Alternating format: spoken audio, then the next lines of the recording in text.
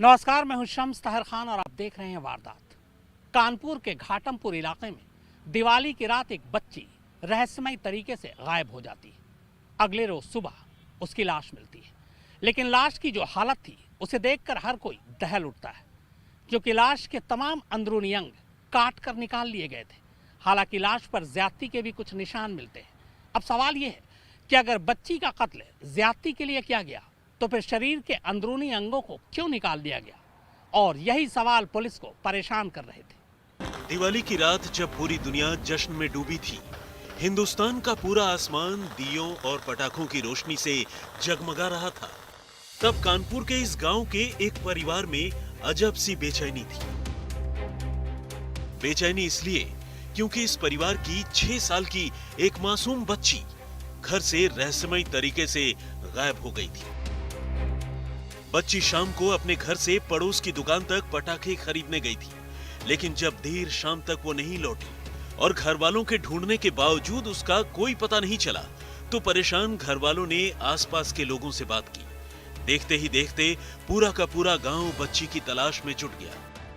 लेकिन जब इतनी कोशिश के बावजूद बच्ची का कोई पता नहीं चला, तो लोगों ने घाटमपुर पुलिस स्टेशन में बच्ची की गुमशुदगी की रिपोर्ट दर्ज करवाई।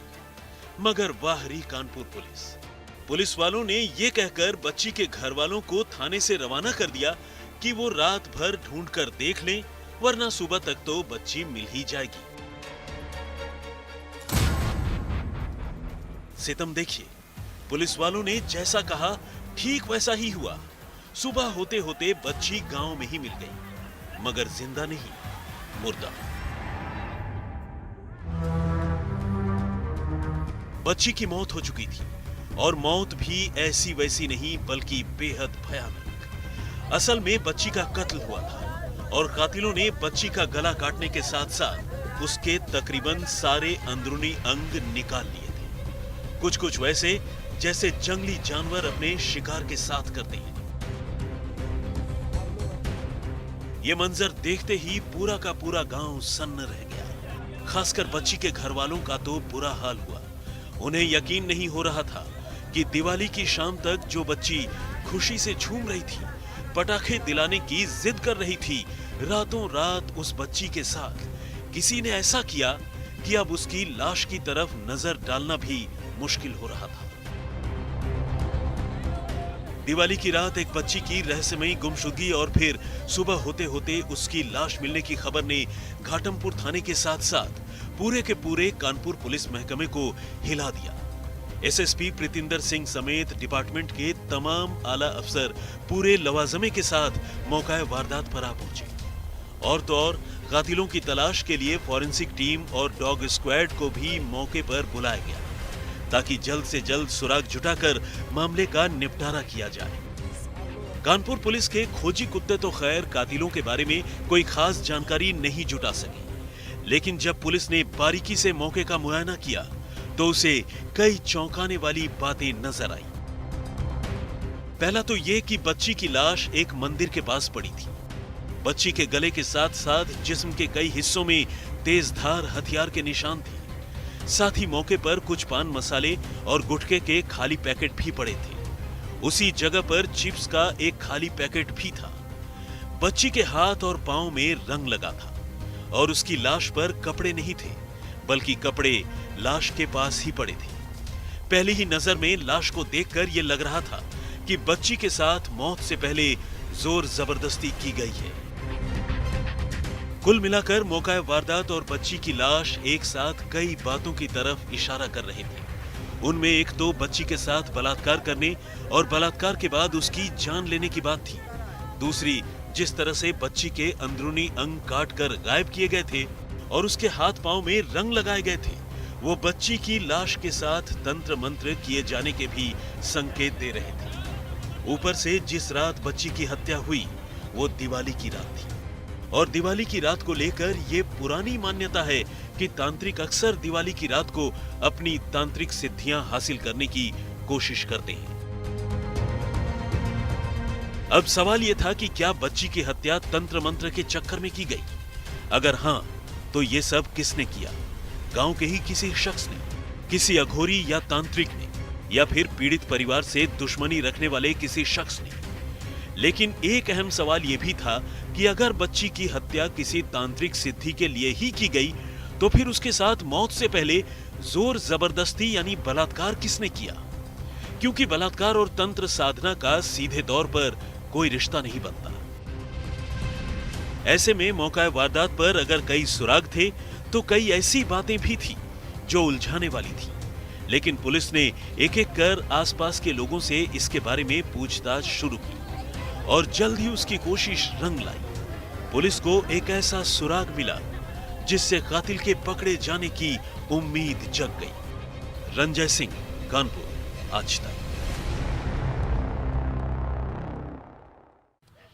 एक अदद चिप्स के पैकेट और पान मसाले के पाउच की मदद से पुलिस कातिलों तक जा पहुंची। कातिल 2 थे। गिरफ्तारी के बाद उन्होंने कत्ल की बात भी कबूल कर ली, साथ ही बच्ची के साथ ज्यादती की बात भी मान ली। लेकिन इसके बाद जो उन्होंने जो कुछ कहा उससे पुलिस एक बार फिर हैरान रह गई। दोनों ने बताया कि उन्होंने उस बच्ची का कत्ल गांव के ही एक दंपत्ति के कहने पर किया था।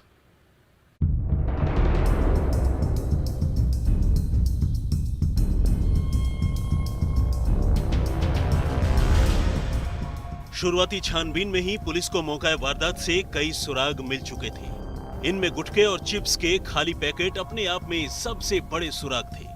पुलिस को लग रहा था कि बच्ची की जान लेने से पहले उसे अगवा करने के लिए कातिलों ने उसे चिप्स का लालच दिया होगा। पुलिस को अब उस दुकान का पता लगाना था जहां से इस बच्ची को चिप्स दिलाई गई। पुलिस की तफ्तीश बिल्कुल सही दिशा में जा रही थी। पुलिस को जल्द ही गांव के एक कोने पर मौजूद वो दुकान भी मिल गई जहां से दिवाली की शाम इस बदनसीब मासूम को गांव के ही 2 लड़कों ने चिप्स दिलवाई थी। पुलिस ने दुकानदार से पूछताछ शुरू की और जल्द ही दुकानदार ने 2 लोगों के नाम लिए, चूंकि वो दोनों लड़के गांव के ही रहने वाले थे। गांव वालों के साथ साथ पुलिस के लिए भी उनकी पहचान करने में ज्यादा दिक्कत नहीं हुई। एक था 20 साल का अंकुर कुरील, जबकि दूसरा था 31 साल का बीरेन। अब पुलिस ने दोनों को दबोचने के लिए अपनी पूरी ताकत लगा दी और अगले ही दिन दोनों को पकड़ लिया। पकड़े जाने के बाद शुरू में तो दोनों ने अपना जुर्म कबूलने में हीला हवाली की, लेकिन जब पुलिस अपने पर उतर आई तो दोनों ने फौरन मान लिया कि उन्होंने ही बच्ची को अगवा कर उसकी जान ली। लेकिन सवाल यह था कि उन्होंने ऐसा किया क्यों? क्या बच्ची के घर वालों से उनकी कोई दुश्मनी थी? जवाब ना में था। ऐसे में जब पुलिस ने और सख्ती की तो दोनों ने बताया कि उन्होंने शराब के नशे में बच्ची के साथ जोर जबरदस्ती करने के इरादे से उसकी जान ले ली। लेकिन हकीकत यही था कि अभी भी दोनों इस रहस्यमयी मर्डर मिस्ट्री का सिर्फ आधा सच बता रहे थे। घटना के खुलासे के लिए कई टीमें लगाई गईं।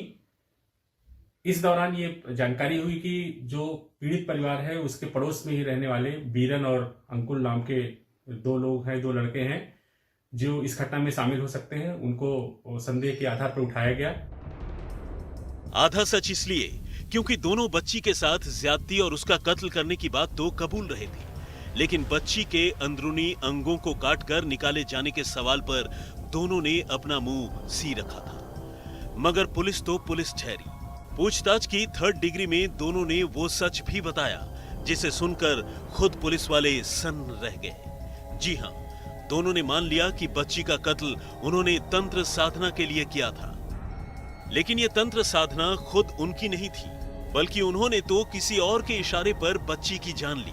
और इस कत्ल के असली मास्टरमाइंड थे घाटमपुर थाने के भद्रस गांव के रहने वाले परशुराम और उसकी बीवी सुनैना। अब पुलिस ने फौरन परशुराम और सुनैना को धर दबोचा।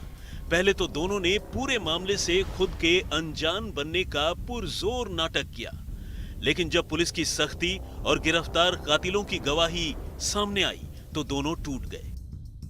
दोनों ने मान लिया कि यह कत्ल उन्हीं के इशारे पर किया गया। और तो और परशुराम ने बताया कि उसने इस कत्ल के लिए अपने रिश्ते के भतीजे अंकुर को 500 रुपए और उसके दोस्त बीरेन कुरील को 1000 रुपए दिए थे। दोनों ने दिवाली की रात एक बच्ची की जान लेकर उसके अंदरूनी अंग निकाल लाने की बात कही थी और महज चंद रुपए और अंधविश्वास के चक्कर में दोनों ने दिवाली की रात वाकई एक परिवार की सारी खुशियां उजाड़ दी। 6 साल की बच्ची को अगवा कर न सिर्फ उसकी जान ली, बल्कि उसके जिस्म के अंग काट कर निकाल लिए। और जब उनसे पूछताछ की गई तो उन्होंने बताया कि हाँ, उन्होंने ये घटना से किया है और इस घटना को करने में उसके लिए परशुराम, जो उनका चाचा है, अंकुल का चाचा है, उसने कुछ पैसे बीरन को और अंकुल को दिए थे। इस घटना को करने के पहले चूंकि दोनों ने शराब पी थी, इसलिए जाने के बाद वहां उस लड़की से दुष्कर्म भी करने का किया गया और इसके बाद उसको काट करके और उसका लीवर लगा करके परशुराम को दिया गया था। लेकिन अब सबसे बड़ा सवाल यह था कि आखिर परशुराम और उसकी बीवी सुनैना क्यों किसी बच्ची की जान लेना चाहते थे? क्यों उन्होंने अपने भतीजे को किसी बच्ची की जान लेकर उसके जिस्म के अंदरूनी अंगों को निकाल लाने का काम सौंपा था? अंदरूनी अंगों से आखिर दोनों क्या करने वाले थे? इस काम के लिए उन्होंने दिवाली की रात को ही क्यों चुना? अभी ऐसे कई सवाल थे जिनका जवाब सामने आना बाकी था। और जब वो जवाब सामने आए तो पूरे भद्रस गांव के साथ साथ कानपुर पुलिस भी सन्नाटे में आ गई। इस दौर में जब इंसान मंगल ग्रह तक पहुंच चुका है, कानपुर शहर से सटे एक गांव में कुछ लोग इतने पुराने और दकियानुसी सोच वाले हो सकते हैं, ये जानना भी बेहद हैरान करने वाला है। रंजय सिंह, कानपुर, आज तक। बच्ची के अंदरूनी अंगों को काट कर निकालने का वो राज क्या था? खुलासा इस ब्रेक के बाद। आप देखते रहिए वारदात।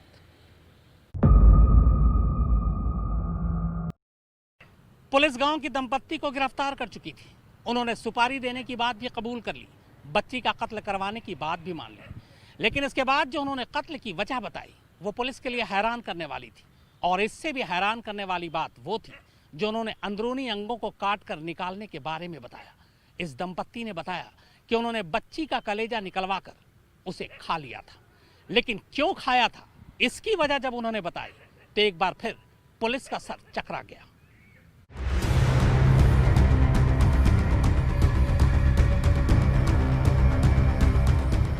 अब चारों मुलजिम पुलिस की गिरफ्त में आ चुके थे।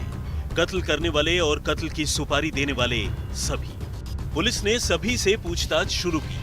चूंकि कत्ल की असली वजह का पता चलना अभी बाकी था, पुलिस ने परशुराम और उसकी बीवी सुनैना को ही क्लच में लिया। और तब दोनों ने जो कहानी सुनाई वो बड़ी अजीब थी। परशुराम और सुनैना की शादी को 21 साल हो चुके थे, लेकिन दोनों की कोई संतान नहीं थी। परशुराम और सुनैना बच्चे के लिए काफी परेशान रहते थे। इसी बीच परशुराम ने रेलवे स्टेशन के बाहर बिकने वाली एक किताब पढ़ी। किताब में तंत्र मंत्र का जिक्र था।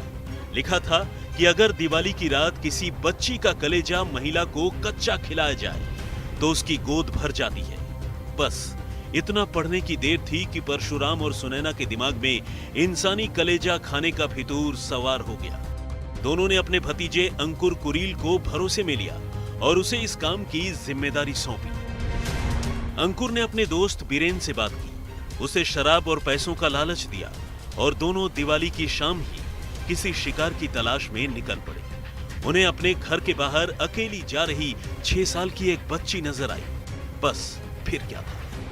दोनों ने बच्ची को दुकान से चिप्स दिलाने का झांसा दिया, चिप्स दिलाया और अपने साथ पास के ही जंगल में ले जाकर उसके साथ ज्यादती की। और फिर जब रात गहराई तो दोनों गांव के मंदिर के पास पहुंचे और वहां एक तेज धार चाकू से पहले बच्ची का गला काटा और फिर एक एक कर जिस्म के तमाम अंदरूनी अंग निकाल लिए। दोनों ने ये अंदरूनी अंग एक पैकेट में भरकर उसी रात परशुराम और उसकी बीवी सुनैना को दिए।